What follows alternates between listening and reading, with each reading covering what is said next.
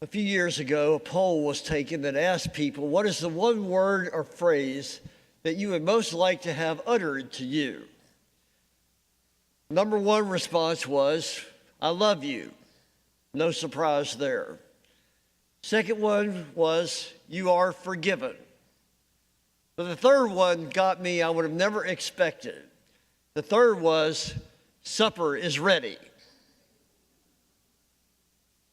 Evidently, there are a lot of guilty, hungry people looking for love here in our country today.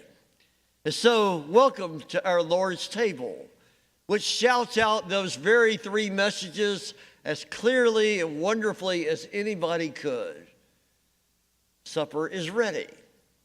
Here we are.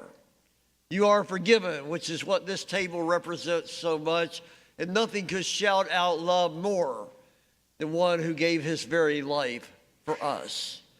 When we come to the table, I think it's a little bit like a diamond ring, all the multifaceteds, the crystal that shines, it sparkles for different people and different experiences that you bring to this room this morning. But through the centuries, this table has always had different names that carry significance, each of them. And I want to just kind of walk through those a little bit this morning, see if any of these particularly are meaningful to you. Of course, more than anything, we call it the Lord's Supper. It's his meal. You know, when you enter the doors of the sanctuary, over those doors you notice are those words, house of the Lord.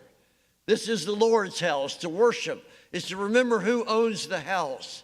And as we come to this table, it is the Lord's table, nobody else's.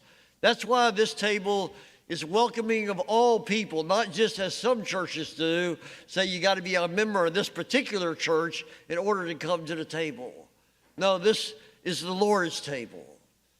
One former colleague of mine on this staff years ago, he used to say when it came to worship, that Bill was like an old uncle sitting at the head of the table, just not happy until everybody finds their place.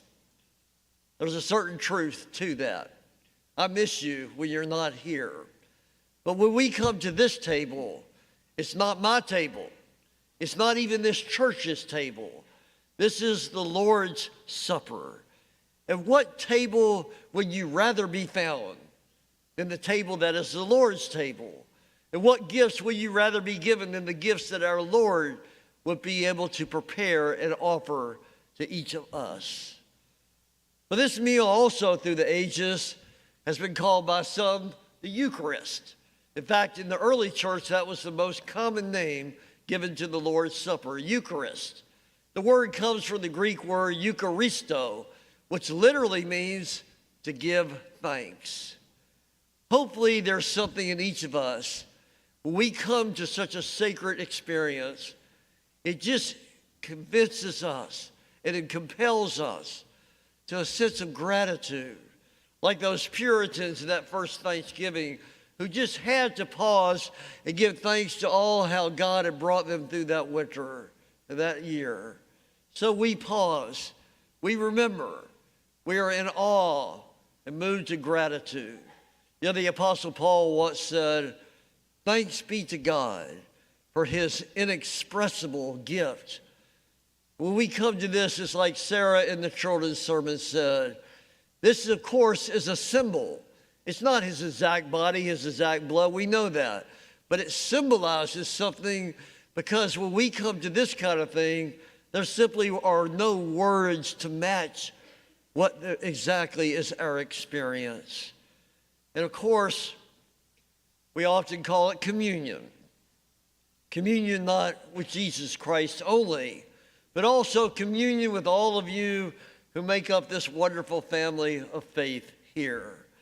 I don't think we ever feel more like family than we are around somebody's kitchen table. I've been in over 20 countries. It's a universal experience. Every culture just about, when they invite you in and allow you to sit around their table, you know it's a sign of welcome and a sign of hospitality. And so we come here and we are around a table where we are fed and nourished, and we realize this is family. This is what family does with each other. I've been a Baptist all my life. And all my life, therefore, it's always been that tradition that you sing the hymn that we will sing at the end of the service today. You just know it. You know it's coming. Blessed be the tie that binds us in Christian love. This is what communion allows us to have that experience. It reminds me of those beautiful lines in Aiken's poem, "Music with you was more than just music. And bread broken with you is more than just bread." And though Baptists tend to shy away from this, many traditions call this meal a sacrament. Sacrament comes from the Latin word sacramentum, which literally means an oath. It was what the Roman soldiers did. They made an oath when they entered into the service. They promised that they would be loyal to the emperor, even to the point of death. An oath, if you will.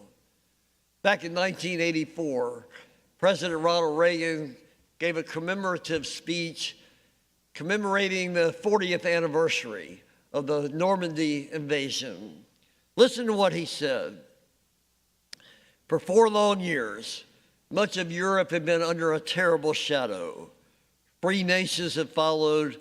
Jews cried out in the camps. Millions cried out for liberation.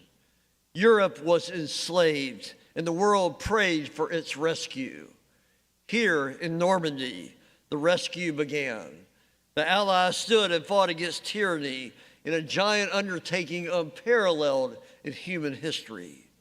When one ranger fell, another took his place. When one rope was cut, a ranger would grab another and begin to climb. 225 landed there, but after 2 days, only 90 were able to continue on. Yet when those 50 topped those cliffs, the entire course of World War II in history was turned." And then he concluded with these words, "Here in this place where the West held together, let us make a vow to our dead. Let us show them by our actions that we understand what they died for." Help us to understand what he died for. And so, wouldn't it be wonderful if we would renew our vows, if we would take a vow this morning that we would be true to the one who gave us liberty, and that we would be true to the mission that can continue on even as it continues through each of us. For we are hungry, aren't we? We do struggle to feel forgiven, don't we? And we want so much to be loved and understood. Well, all has been prepared. The Lord's Supper, Eucharist, communion, sacrament, or by any other name, something divine, something of the God Spirit breaks in if we are in tune with what this table offers. By any other name, it's still his table. And by any other opportunity, we can't be all that we can be except for this table. And so supper is ready. Let's partake.